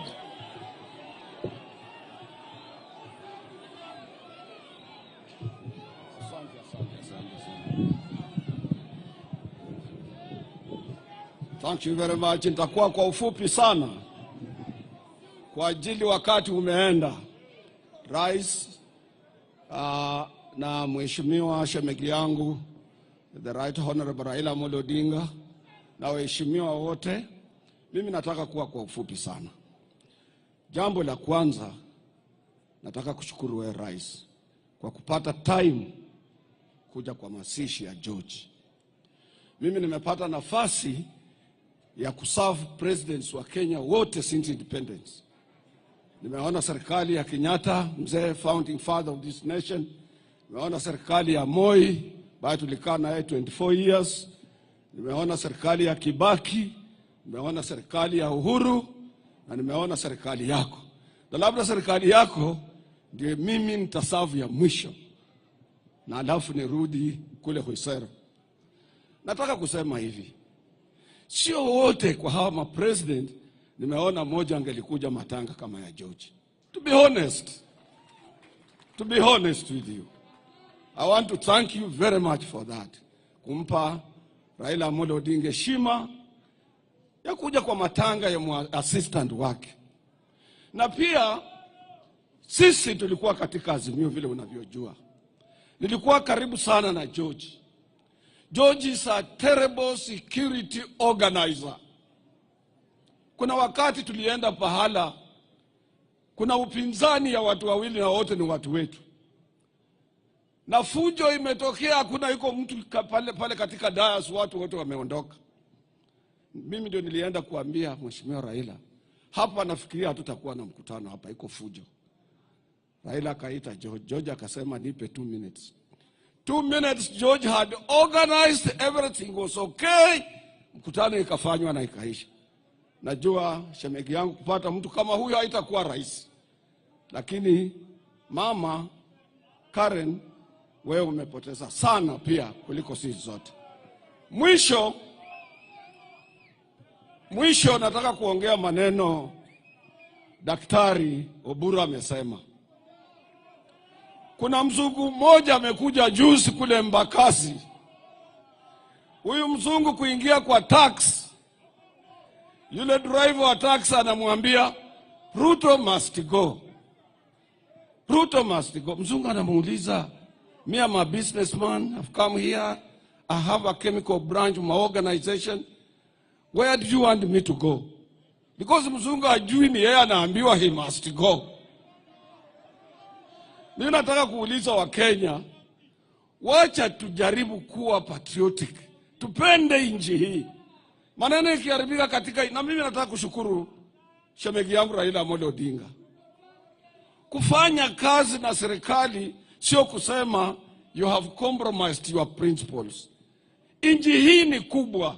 I'm appealing to Kenyans, ni lazima tuje pamoja tulinde nchi hii. Na pia nimesikia katibu mkuu wa chama chetu cha ODM akisema maneno ya watoto wa huko kwangu. Pia ningeliomba nyinyi politicians, let us not mix politics with our young children. Tuache watoto wasome. Ukiwa ukitaka siasa, fanya na adults, usiende kwa watoto. Shanzi sana. Pumbavu sana. Ninataka kuachia hapo. Nasema poleni sana. Thank you very much.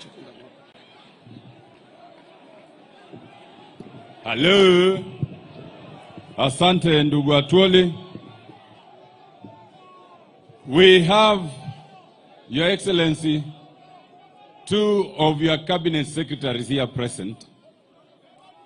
We have the cabinet secretary responsible for East African affairs, the Honorable Beatrice Askul. And we have the cabinet secretary responsible for energy from our very own country, the Honorable Opio Wandai. Allow me to invite the Honorable Pio Wandai to handle this part. Waziri, karibu.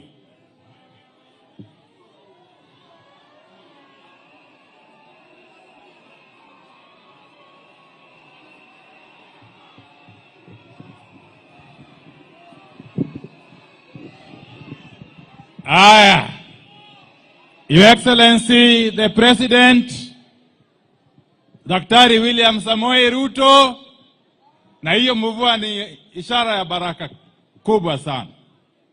Your Excellency, Prime Minister Raila Odinga, Mama Karen, and fellow mourners, I will be extremely brief. But before I proceed, allow me to introduce my sister, the Cabinet Secretary for East Africa Community, ASAL, and Regional Development, the Honorable Beatrice Askul. Aje tu hapa mbele awasalimie.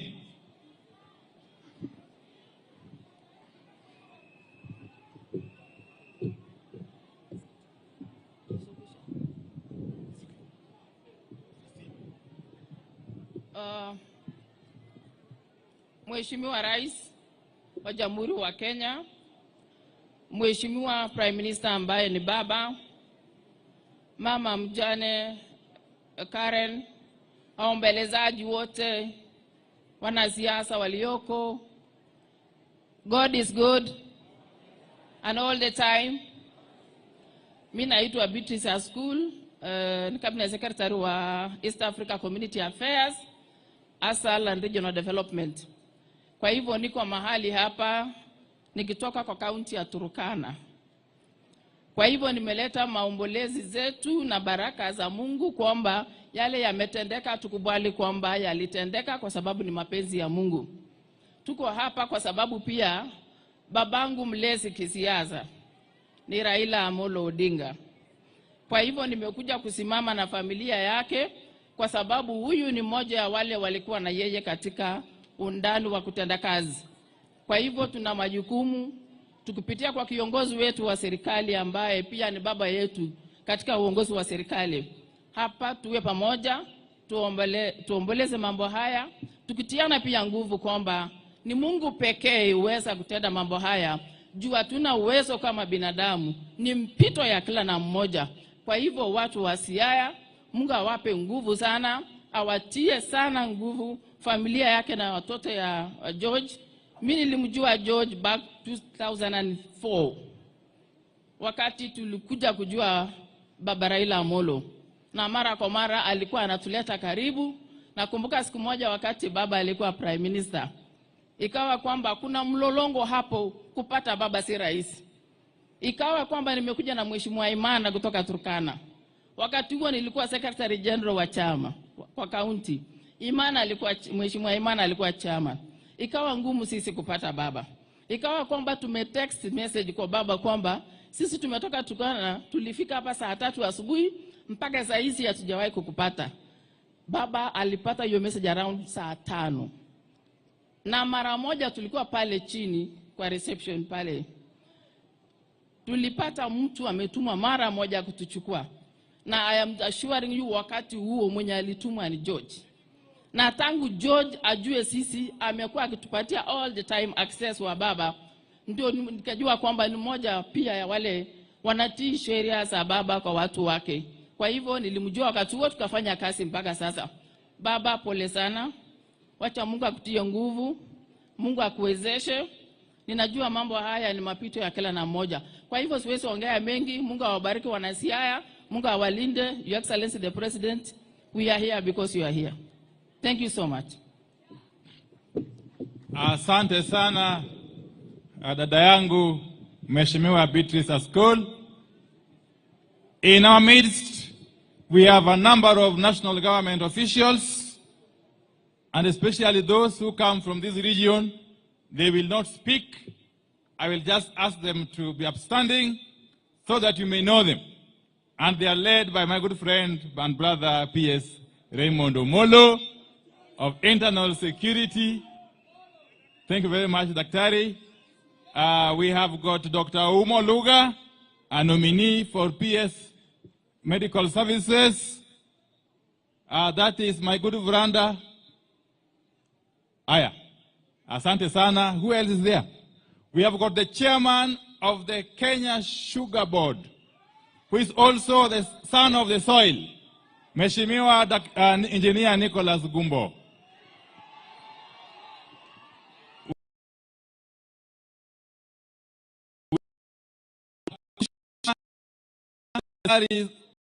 And Remuneration Committee, Mr. Odari Jalango Midiwo, and many others, many others. Let me say this, and very briefly so, because as it is customary, as cabinet secretaries, we don't make speeches in the presence of the president. But let me say this, that the man lying there was a great man, because a lot has been said about George, which I can confirm is true. I knew George in 1991 when I was a young university student in Nairobi. And George, amongst other colleagues of his, were then the youth of Baba and of course Jaramogi Oginga Odinga. So we worked very closely with George and his compatriots, those of us who are from the university as students, and George and his compatriots, whom I would have referred to as the combatants in the then movement. We considered ourselves as the think tank. But we worked very closely together. We had a very seamless blending. Very seamless blending. This George was a very calm person. But earlier on, he was very aggressive. I think in his earlier days. And very alert. I remember one day, Your Excellency, when we were in Thika Stadium, that was sometime in 1996, as members of Ford Kenya, then. The infamous Ford Kenya meeting at Thika Stadium, when there were divisions in the party, and we found ourselves in Thika, trying to resolve the stalemate. We were faced by a very aggressive group that had obvious support of the police. And on our side, we remained extremely vulnerable. I, together with Baba and the rest. George, on that particular day, demonstrated utmost bravery and actually saved the day, because otherwise a lot of damage would have been done. Fast forward, Your Excellency, I found myself with George. You know, those days when you were youth, under Baba, being arrested was customary, was normal. You'd be arrested every other day. But one time, Your Excellency, I think that was now in 1997, when we were clamoring for reforms as young people, and under Baba and his compatriots. I found myself arrested together with George. And we spent with him almost 10 days at Kilimali police station. Those days, there was no time limit for being incarcerated in police station. You could even stay there forever, under the old constitution. We stayed with George for about 10 days at Kilimani. Later on, we found ourselves in Kamukunji police station, and eventually, we found ourselves in Kamiti, where we stayed with George alongside other comrades of his, like Lumumba Wade, who spoke here earlier on. In Kamiti, Your Excellency, we stayed for about 5 months with George. And George remained very firm, very firm and committed. One thing I want to say is that most of us who have worked closely under Baba, those of us who have been through the Baba School of Mentorship, one thing we have been taught is to maintain confidentiality. One thing we have been taught under Baba is to maintain confidentiality and to keep secrets. Your Excellency, these days I get surprised when people come out and say, oh, when I was serving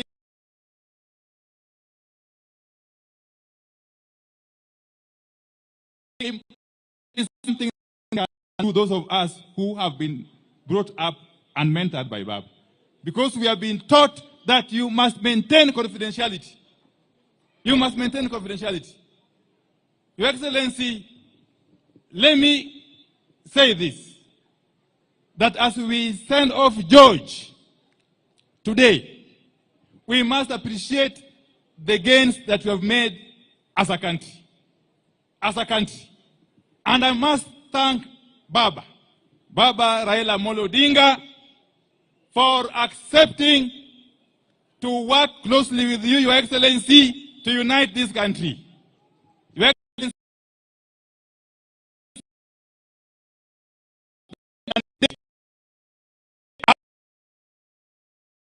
to unite this country. Your Excellency, where you sit, rest assured that Baba has got our collective mandate as the people of this region to assist you to unite this country. And that from where we sit, Your Excellency, there is no turning back. We have made a decision that we are working with you, and we are doing this to the end. To the end. We are doing this because we know that the country is much bigger than any one of us. Your Excellency, under your leadership, and I must say this here, it is the first time in the history of this country, since we gained independence, that we are seeing electricity being taken to our islands on Lake Victoria. Your Excellency, recently you came here and launched a serious mini-grid electrification project at Mageta Island. Here. Later on, I represented you in commissioning electricity projects in Ngode Island and Takawiri Island. Your Excellency, in this coming budget, we are planning to ensure, working closely with my brother John Mbadi and Mheshimiwa Samatandi, to ensure that we put in place mechanisms to extend electricity to Ndeda Island, to Oyamo Island, and to Sifu Island in Central Sakwa, here in Siaya County. And not to forget that we are also just about to open a tender to take electricity to Kiwa Island and Kibuagi Island in Suba South, Your Excellency. So these are happening because, as I conclude, Your Excellency, don't be threatened by anything or anybody. And those who are shouting, Ruto must go, I want to tell you, he's going nowhere. Oh, come on. He is going nowhere as long as Baba Raila Odinga continues to work with him. And we are all behind him. Your Excellency. Your Excellency, in this region, we are not known to be double speakers. We say what we believe in, and we do what we say. We have said in one accord that we are in this government of yours as a people, and we want to continue in that manner. Kwa hayo na machache, asanteni sana na Mwenyezi Mungu abariki. May George's soul rest in eternal peace. Asanteni sana. Thank you, Waziri Wandai, for those words. You know, my own session is now coming to a close. So allow me on behalf of the people of Rarieda, now that we have the attention of His Excellency the President, to say only three things. First of all, Your Excellency, in these grounds where we are mourning George Oduor, but we've been mourning in recent days. In this very school where we are, 2 students lost their lives barely 2 weeks ago when they were on top of a cistern or a pit that sank. And in fact, they are being buried today. So we mourn with their families. In this very school, Your Excellency, only about a week ago, we had a funeral ceremony for 5 ladies who lost their lives again just in the local village when they were mining gold. And we appealed, and I've already met the CS in charge of mines, Waziri Joho, and the PS, to ask that they help us enhance the safety in terms of that. Your Excellency, the Ramba School that is mourning requested me to request, and I am merely a servant, that you may find it in your heart that if you want to donate something to this school, their biggest problem is a dining hall. They have many problems, but most of the others I'll deal with. They have a capacity of about 2,500. The dining hall that they have built about 30 years ago can only accommodate 800. Akwayo kutoka akwayo. Secondly, Your Excellency, there's a very small portion of a very small road that was unable to be completed before your time. It is called Akado Kamito Road, just 4.8 kilometers. It has now taken 6 years, just 4.8 kilometers, Your Excellency. We plead that you might find it, not just to complete it, but once it gets to a place like Assembly Bay, and you know Assembly Bay, Your Excellency, we've been there with you. When you continue now, past Luak, then you go to the Right Honorable's home. That's 11 kilometers. So we request not that you just complete the 4.8, but you now connect it, so that when you come to visit your friend, the Right Honorable Prime Minister, you can choose not to go through Ndori, but you go through Kalandin. Dakupa Munbe. Lastly, Your Excellency, is affordable housing. Your Excellency, in this constituency, we are yet to get any affordable housing. But I've spoken to PS Hinga, and I've requested that for us here, our top priority is accommodation for students. We are yet to get any affordable housing. But I've spoken to PS Hinga, and I've requested that for us here, Kisii, there's Agok campus of Jaramogi Odinga, there's Bwaja TTC, and lastly, there's Nyakongo campus of the Kisumu National Polytechnic. Our humble request is, may you find it in your heart to prioritize building students' hostels as our form of affordable houses. Akwayo kutoka akwayo. Secondly, I want to support Honorable Junet, and we want to assure you, Your Excellency, and the Right Honorable Prime Minister, that as one of those who crafted the Constitution, I fully support a situation where we realize the full fruits of devolution.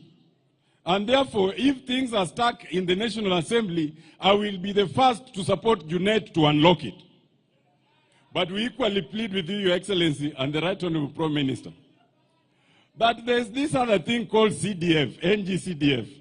Hii pia msitunyang'anye jameni. Hata ukiangalia hii shule, it is shining courtesy of CDF. I agree that members of parliament have no business involving themselves in the details of CDF, including construction. Lakini at the end of the day, CDF to konyo kozo konyo. Uye no okonyo kozo kokonyo. Koro CDF to beda and manani, we have to be careful. We ensure that it is restricted to the functions of national government, and the member of parliament has no business dealing with it. Awajo kozo kawajo. Lastly, I want to apologize to you, Your Excellency. Only 2.5 years ago, we were adversaries because as an advocate and a senior counsel, I acted on instructions. I had my client, the Right Honorable Prime Minister, who instructed me through my leader, Senior Counsel James Orengo, to challenge your win. And we did challenge it, and you know that. And you know, when we are there, we are kind of different. We don't talk the way we are talking here. But the Supreme Court said that was all hot air. And we accepted. So, Your Excellency, we accepted, therefore, because we were saying the government would be Raila Amolo Odinga. But the Supreme Court said the government is William Samoei Ruto. Adir kozo kadir. Therefore, you are the government. I thank you for accommodating us in your government. And the distinction, therefore, is we are not the government, but we are in government, courtesy of your accommodation. We are in government because we have donated experts like Opio and I to work with you.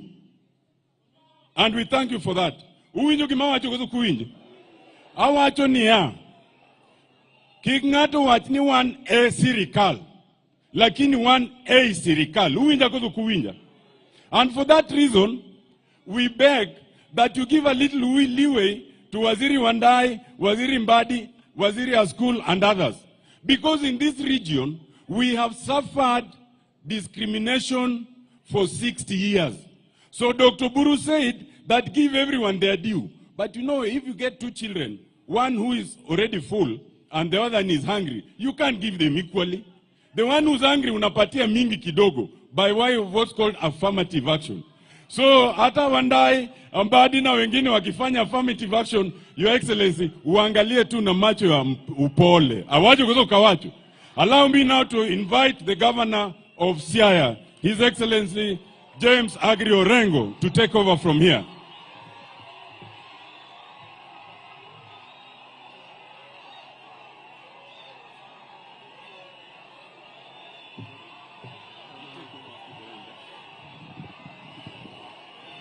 Hello? Hello? Hello? Ero kamano, ero kamano. Ero kamano. Ero kamano. Now, we have a very short period and it is raining, so we want to make this bit as quickly as possible. And Your Excellency, the President of the Republic of Kenya, Your Excellency Raila Odinga, Mama Karen and the family and the leadership that are here. Now it is my role to call upon a few people to speak, but I'll start by calling upon Honorable Wajakoya, 1 minute only, and then I'll call the governors.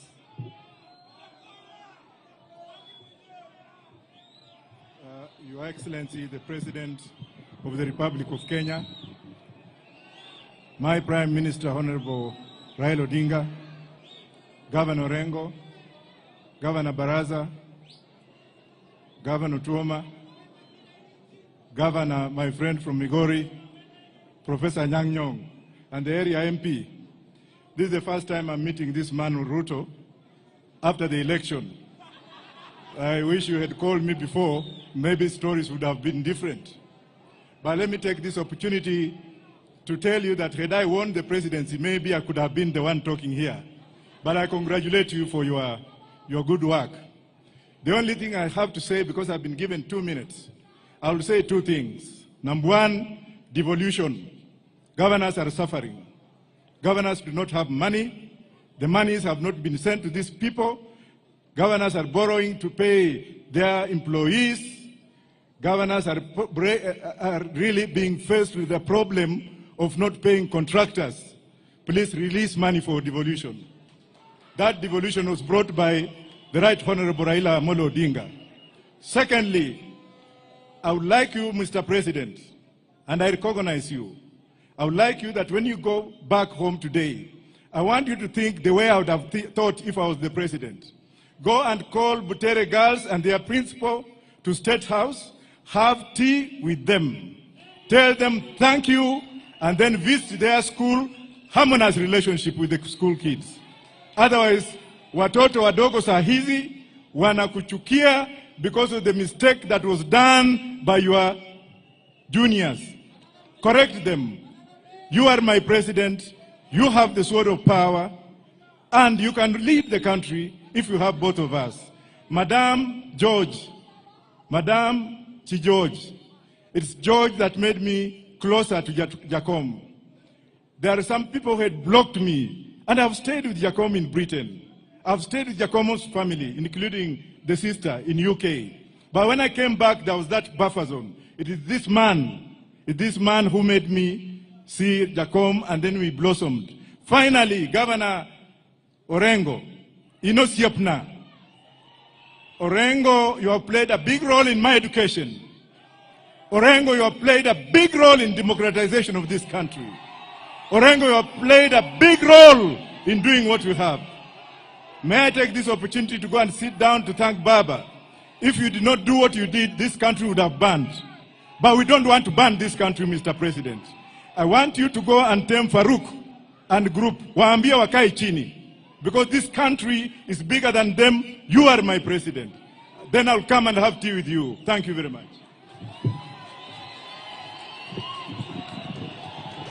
Thank you, thank you, thank you. Now it is my honor and privilege to call the governors to come here and introduce themselves. Time is not on our side. Can I start with the order in which you are sitting? Governor Baraza, Governor Tuoma, Governor Ochilo, Governor Anyang' Nyong'o, and Governor Gladys Wanga.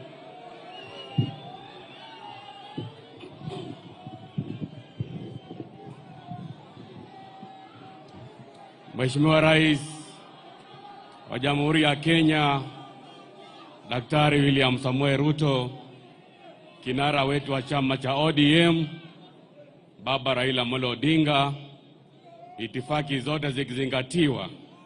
Bwana asifiwe.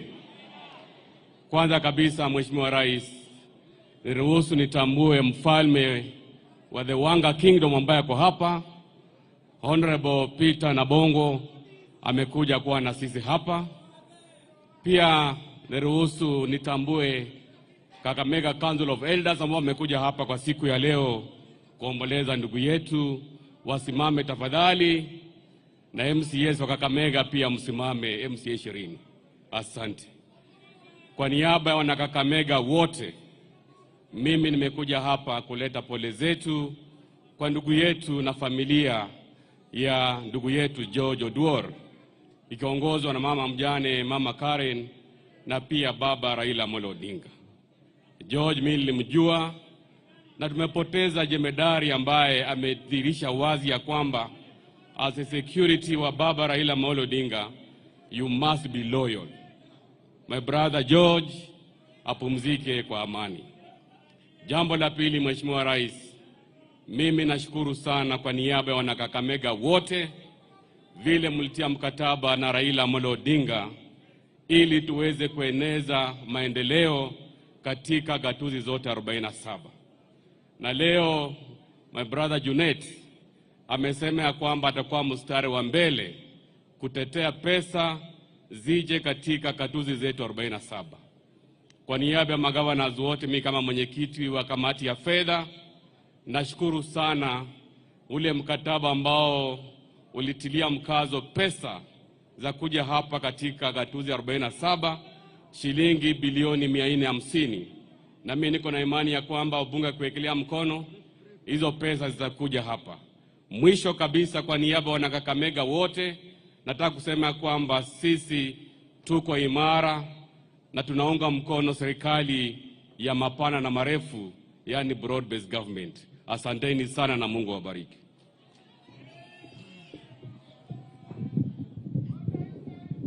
Asante sana Mheshimiwa Rais, Mheshimiwa Waziri Mkuu, waombolezaji wote wakiongozwa na Mama Karen. Wacha pia mimi kwa niaba ya watu wa Busia ambao wamekuja hapa, mnaweza simama tu mpunge mkono, najua kuna waheshimiwa wako pale nyuma. Asanteni sana Karen. Hao wote, wacha pia mimi kwa niaba ya watu wa Busia ambao wamekuja hapa, mnaweza simama tu. Wale wamekuwa karibu na mzee, wengi mumetambua kwamba kupitia katika George huyu amekuwa pia kama mmoja wetu, kwa sababu huwezi kuwa kwamba ulikuwa karibu na mzee na ukose kumjua George. Yetu ya mwisho ya George, kwa mama nitasema tu pole.